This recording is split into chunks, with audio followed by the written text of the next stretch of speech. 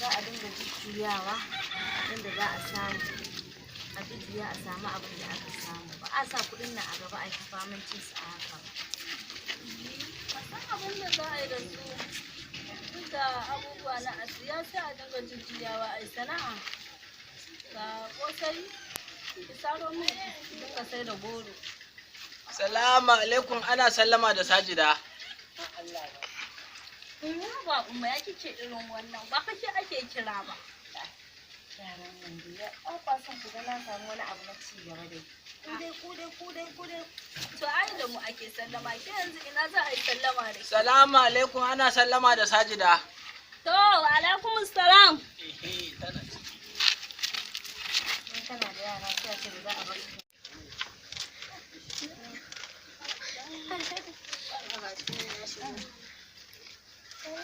Yawa sani ba. Waye wannan ɗin? Saurayi na ne.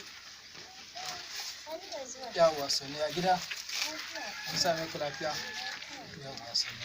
Wannan ɗin da rai na yake. Saurayi na ne wallahi ɗan gidan gwaggo ne. Wace gwaggo? Gwaggon hali. Wannan gwaggo mai kosai. Ani ɗanta ne. Yawa sani ba. Lafiya na wallahi. Yawa sani. Shi ne fa wanda zan aura umma.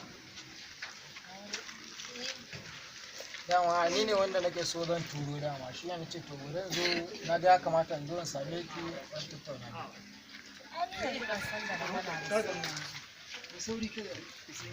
Ban san da magana ba sai yanzu kuma ka san dai ba ni kai nake da iko da ita ba.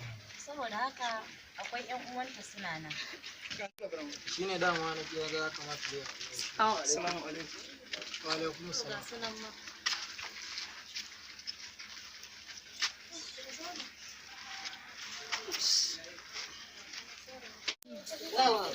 wannan abun ba. To, gashi nan. Ni sun zo min da wani zance da ban san da shi ba. Sai dai. Ai ba ni kaɗai nake da iko da ita ba za ta zo. Kuma wannan abun ba duk laifin ki ne ba. Yarinya karama nawa take. To yanzu Tun da naji kuna ta magana tun da asuba kafin mu fita makaranta. Ko fara wannan kuskus. Na san abun da kuke kullawa kenan. Wani salo ne kuma aka cire shi daban a cikin gidan nan. Ba mahaifin mu a raye sakamakon mu rike gida da kyau. Ke zaki bada wata kofa da za a samu matsala a tsakani. to yanzu in ban mata abin da take so ba kai zan dafa ta in ajiye ta a gida in ta cinyewa ne Ai ba haka bane nawa take. a gurin ka ba. Kawai yaje za mu yi magana. Kenan sai yanda kuka ce. Bawan Allah Na. ka dai za a neme ka. To shi kenan yanzu na je in turo su. A'a za a neme ka. To shi kenan. Na gode. Zai da Godiya nake. Kira karshe. Wannan yake faruwa haka. Ki daure wa yarinya gindi duk abin da ta ga dama shi za ta yi. Nawa take gaba daya. Wai aure a cikin gidan nan har akwai yarinya da za a ce za a aure mu kuma ya zaki da mu. Mu ba mata mu yake ba kenan. Kawai mu samu mu gina kanmu shine kawai mafuta a rayuwar nan. Dukiya da kuke ganin ta ba kuwa ce amma an raja akan wani abu wanda ba zai kai mutum tsira ba. Gaskiya umma a sake irin wannan abu ba na so gaskiya yarinyar nan ba za ta yi aure yanzu ba. Karatu za ta yi. Muna da arziki. Allah ya riga da ya bamu arziki. Ya za a yi mata aure yanzu? Ba ta isa aure ba. To na ji abin da kuka Ki ce. faɗa wa saurayin nata ta same ta faɗa mai ba za ta yi aure yanzu ba karatu za ta yi. Shikenan na ji abin da kuka ce. Amma na amince da bayanin ku amma duk abin da ya je ya dawo kar ku same ni da wani laifi. Kun ji dai na gaya muku in kun yarda na gaya muku.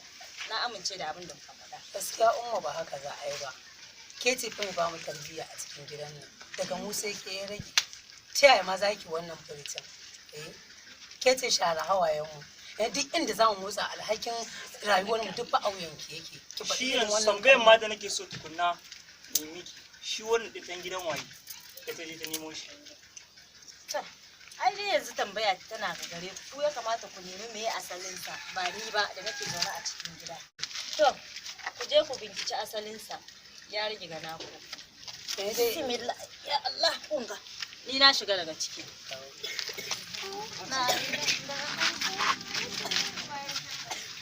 Ko yanzu haka za a cikin gidan nan ke. To kana Ko ganin har yanzu ba mu isa magana ba kenan. to kana ganin Ta yaya ma